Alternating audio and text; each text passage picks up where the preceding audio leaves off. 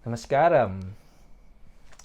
Namaskaram, namaste, or namaskar is a Hindi greeting that says, the light in me sees and acknowledges the light in you, or the God in me sees and acknowledges the God in you.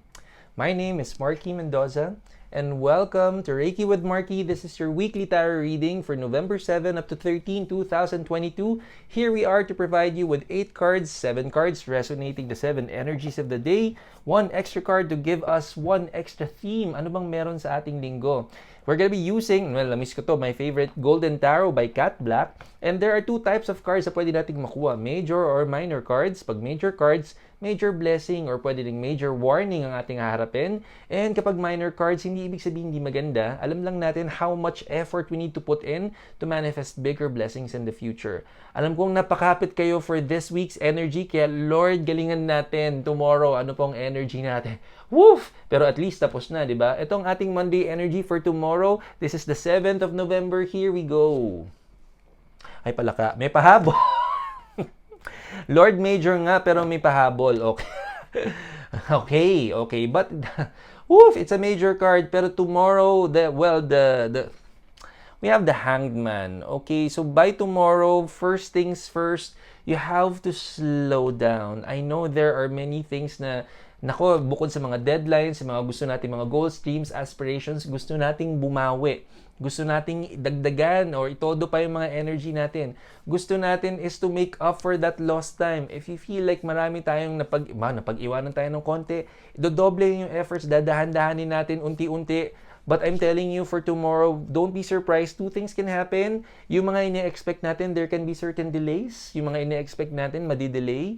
There are certain things that you are expecting to happen tomorrow, to manifest tomorrow, bukod sa delays. Because the goal is for us to slow down a bit. I feel that na parang ang feeling natin kasi because of the last week's energy, we need to make up for it o kailangan i-double or triple yung effort natin. Pero the more na pinipilit natin, the more na hindi tayo nagpo-flow, the more we are feeling na we're going against the current because energetically, what happened last week, it's meant to happen. So for tomorrow, that's our strong reminder. May strong tendencies tayo to feel off balance when it comes to our emotions. Okay? Because syempre yung mga ine-expect natin, hindi pa magmamaterialize. O kaya, kahit gusto man natin to double, triple our efforts, there will be a lot of external and internal circumstances that would remind us to wait, slow down. So honor whatever tomorrow will be, no matter what you need to do. It's okay. Trust that it's really energetically meant to happen. We all need to slow down sometimes and kailangan mag-flow lang, magtiwala lang sa plan ng Diyos, okay? Pero kahit ako nagulat, di ba? Sorry na, kasi nga alam kong gusto kong bumawi. Pero Tuesday, November 8. And by the way, this is a lunar eclipse. So anong gagawin natin sa Tuesday? Ano pong energy ng Tuesday natin? Here we go. Ayun nga yung sinasabi ko. Okay, by the way, and the cards are saying so as well. We have the 10 of Swords. Okay, kumalmalan tayo on a Tuesday. By the way, and Tuesday is November 8, lunar eclipse. There are certain disappointments that are obviously gonna happen. Kumbaga, there are both mga anticipated and mga hindi na-anticipate na mangyayari on Tuesday. Now, this also is not limited to one life aspect. Medyo majority ng mga life aspects natin, pwedeng here and there, pwedeng isa lang, pwedeng magkasabay-sabay. Merong mga unexpected and mga expected na hindi magmamanifest. Okay? So, medyo similarly, part pa rin siya ng ating Monday energy because of talagang merong mga, there's really something bigger, way bigger than any of us that's coming into play that we have to really honor. So, again, the more na ipipilit natin, the more we will push for it, the more that it can be more challenging and painful for us. I'm telling you, mas malakas yung energy natin dito ng yung temper natin may be a little off-key na naman. So make sure magbaon tayo ng maraming patience. And also because of the lunar eclipse, let me tell you something about the lunar eclipse. We cannot do anything auspicious. By the way, later may announcement din ako with Tarot Tuesdays kasi even reading tarot cards are not allowed on a Tuesday.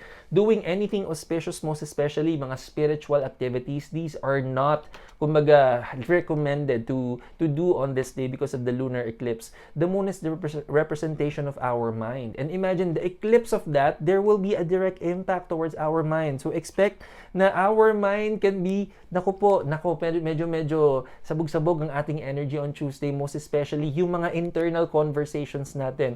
I'm telling you, you can be your number one critic on Tuesday. So be very extra mindful, like careful and gentle with yourself no matter what you all need to go through. Be patient, be loving, be forgiving dahil sabi ko nga, mas maraming internal battles na mararamdaman the more that you see na even the plans, expected and unexpected, when they manifest in front of you, it can really throw you off emotionally. So be kind, be loving, be gentle, and flow. And no matter how challenging this day can be, kumalma pa rin tayo, okay? Remember, there are just bigger energies that are coming into play and these are also necessary. Huwag kayong mag-alala, patas ang ating balance in universe. Alam ko makakabawi tayo dito pero Lord, bawiin na natin ng Wednesday agad, okay? Tingnan natin, November 9, Wednesday, Lord, okay?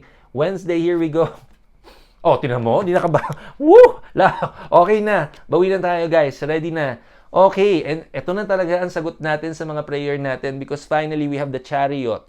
And on Wednesday, I'm telling you, kung ano man meron sa Monday and Tuesday, okay na. Okay? Let's be forgiving. Let's allow these to happen because on Tuesday, you will be unstoppable. So definitely, ano mangyari sa Tuesday natin? Lahat ng pending, diretso na. Lahat ng gusto mo mag-manifest, mag-manifest mo na. And the only question is, which direction will you go first? Anong uunahin mo? So plan your Wednesday ahead. Make sure no matter what you need to do and manifest on Wednesday, anchor it with a very good schedule and you have to follow it by the hour para hindi tayo throw off balance when it comes to managing our time because I'm telling you, this is the go signal that we're waiting for. Lahat ng mga pendings and delays in the first 2 days of the week, ang Wednesday ang pinakabagandang opportunity but also use this well so that you can manifest kung ano yung kailangan. Kumbaga, yung first 2 days natin, talagang kailangan tayong mag-pause muna ng konti.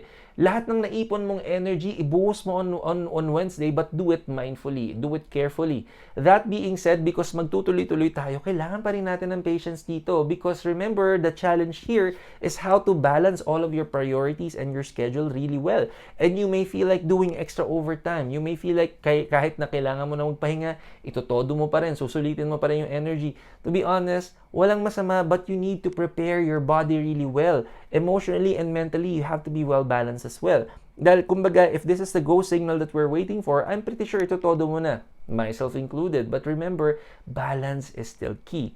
Therefore, mas kailangan pa rin natin ng patience. First 3 days natin, magpasensya tayo because the ups and downs of life, of course, patience is really gonna be another anchor that will help us.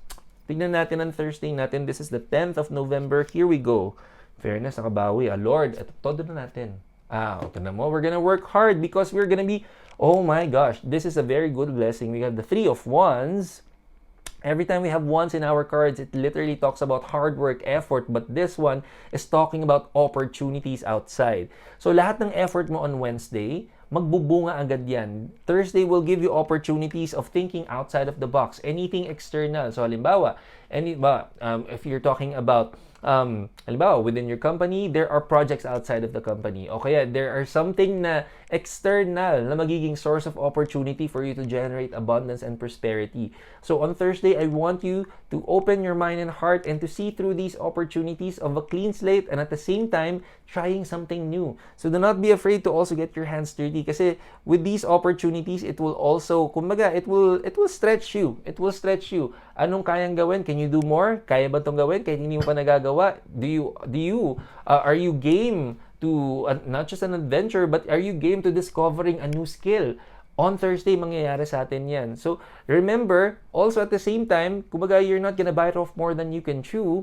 Remember to be honest with yourself if you're going to ask these questions. Huwag yung basta lang grab ng opportunities na hindi realistic. Okay? You have to be very truthful to yourself kasi sabi ko nga kapag medyo na pa-over naman yung ating assessment sa sarili natin, only eventually to discover na this is not something for you, it can create more harm than good. So, opportunities are there. Don't say yes right away. Kung pag-aralan muna natin, discern really well, but rest assured, you're gonna be guided with so much wisdom on a Thursday because you're gonna be blessed by the blessings of the Guru. And the Guru will remove the darkness inside of you and wisdom will keep flowing. So, be very excited. But of course, realistic tayo dapat. Okay? So, bumabawi na tayo ng energy natin. So, tingnan natin ang ating Friday energy. This is the 11th of November. Uy! 11-11! Uy, napaka-auspicious ha. Okay, tingnan natin ang ating 11-11 day. Tingnan natin. Ayun nga. Okay. Woof! Okay. So, medyo magkadikit. Magkadikit ang energy ng Thursday and Friday natin. Pero kumalma lang tayo. Okay? So, in short, I won't see this as something that's bad, but I see this as an opportunity of commitment. Okay? So, naalala niyo ating Thursday energy. Friday energy is actually when we get to discover if we can really do it and what kind of risks can we do. So, here is Six of Swords. Now, every time we have swords in our reading or in our cards, these can mean two things. It can be another form of wisdom or it can be an actual weapon. This is actually wisdom. Wisdom, in short, anything and everything that you need to know in a certain endeavor, in a certain project, in a certain opportunity, you will finally discern yung kung anong pros and cons. Makikita mo yung pros and cons and hindi ka mahihirapan to pinpoint it, but that's not the real question.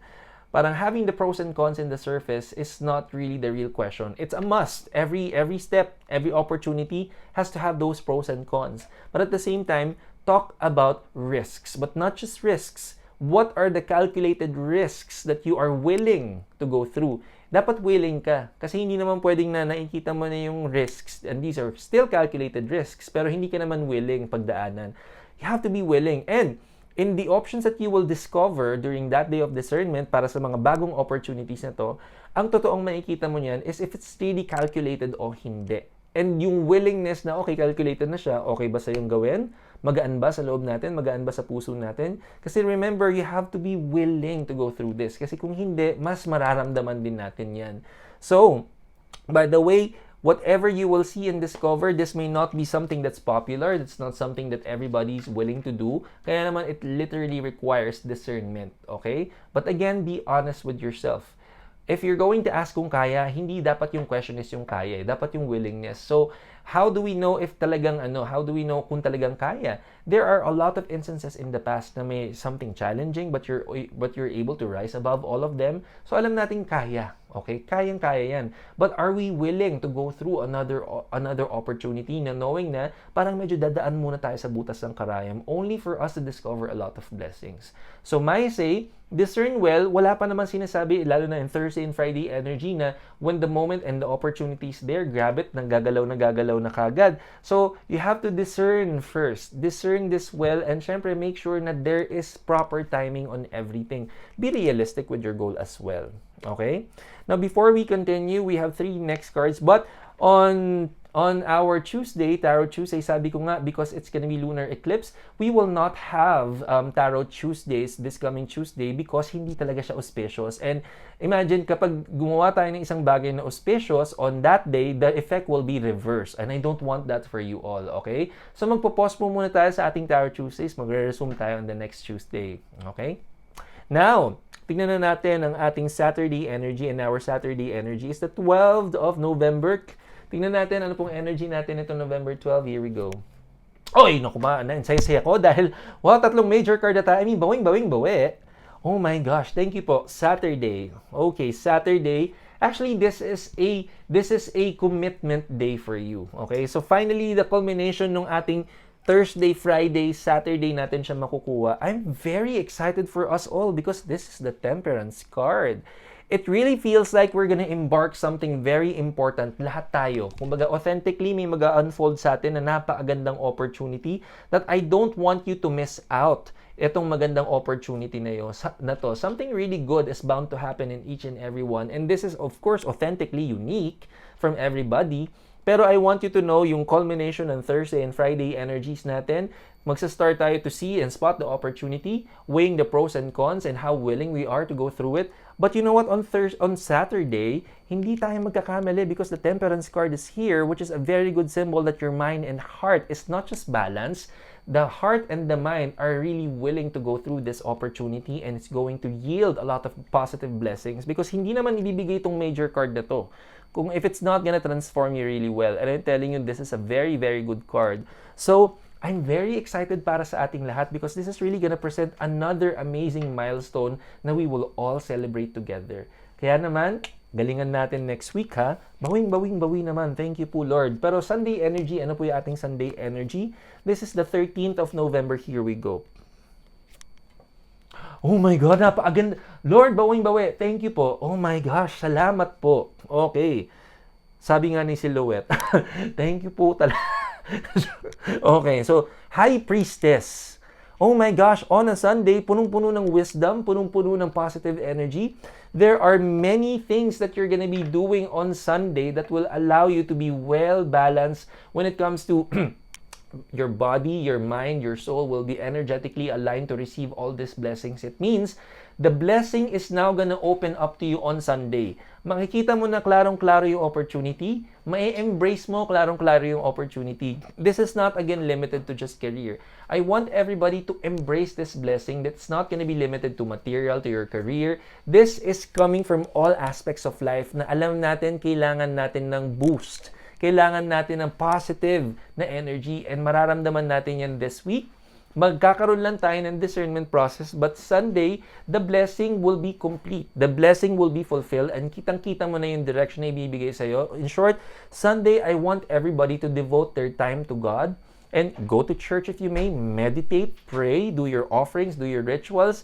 This is the perfect time for you to improve everything, but of course, to set the intentions well by first being by giving your gratitude back to God. I want you to take time to process everything once you finally receive the good news, once you're able to finally process and clear kung ano yung gagawin nyo in any aspect of your life. I want you to offer time to God and thank God for the blessings and to give you more guidance.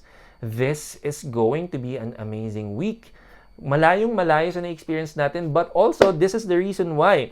Actually, hindi ko lang na-realize is last week, it's Mars retrograde. That's why somehow, lahat ng effort, lahat dodoble and triple yung effort, but the results may not be the same. O kaya, bago tayo maka-reach a certain effort, it's because of the double or the triple of the effort that we did. Pero matatapos na siya and look how amazing everything happened. Para tayong slingshot effect na we feel like napapa-atras tayo ng napapa-atras but only for us to propel higher.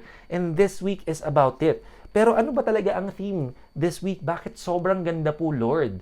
Dahil 4 na major cards na yan. So in short, there are many major happenings manifesting for our week. And I'm just so giddy and excited. Daman-daman yun na ba energy ko? Excited ako sa lahat pero ito ang rason kung bakit. Oh my God! Oh my gosh! Oh my gosh! Ako din, I'm excited because this is the Empress. This is practically the blessing of the Divine Mother. The Divine Mother, no matter kung sino, how you get to discover the Divine Mother, Mama Mary, Mama Durga, Mama Kali, oh my God, Sophia, if you will, Kuan Yin, lahat ng Divine Mothers natin, the energy of the Divine Mother is blessing us this week. This will give way to giving birth to so many blessings. But just like how a mother naturally gives birth, sometimes kailangan, alam mo na, kapag medyo manganganak na, yung contraction ng tiyan, yung process, yung effort, the pain, only for the mother to give birth to blessings, only for the mother to create something amazing. This is that week. Last week, maybe a little tough. May konting stretch ng Monday, Tuesday, but only for it to just propel higher and higher.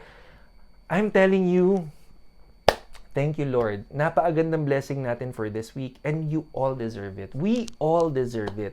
So, yung sinasabi ko na balance ang mundo, balance si universe, na yes, there can be some push and pull that we feel, but it's important, it's necessary for us to improve our life eventually.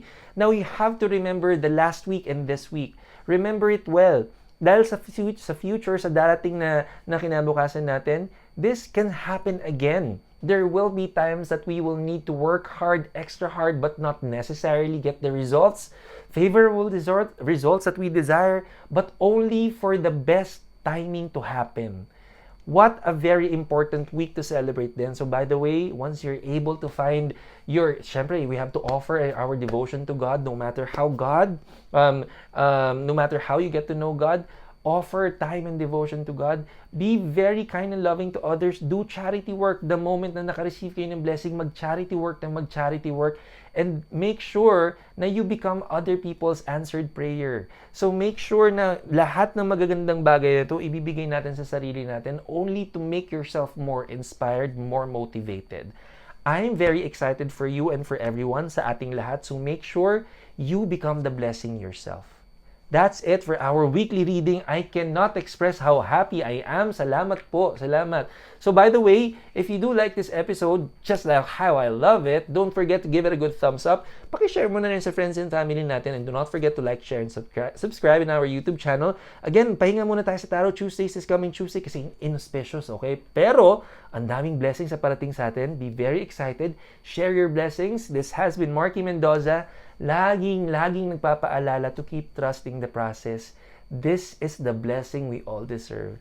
Namaskaram, everybody. I'm very excited for everyone. See you next week. Maraming salamat.